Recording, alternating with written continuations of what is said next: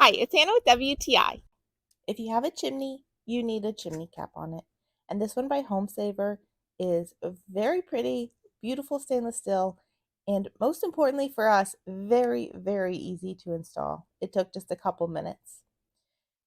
You just put it on top of the little chimney piece, and there's 4 screws for you to tighten against the chimney, and it is on very securely. There's a nice little overhang to keep any critters from being able to fit in. So you just adjust to make sure that that is covering as much of your chimney as possible. Like I said, there's these 4 screws. You can just tighten them in.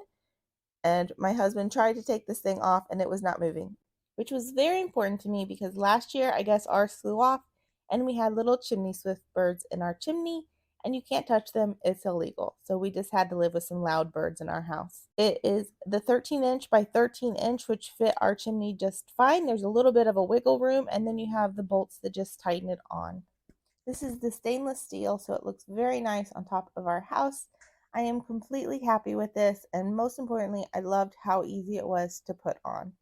I'm also happy that we will not have loud birds in our house. So if you're looking for a new chimney cap, this one is a great option. And that's my point of view.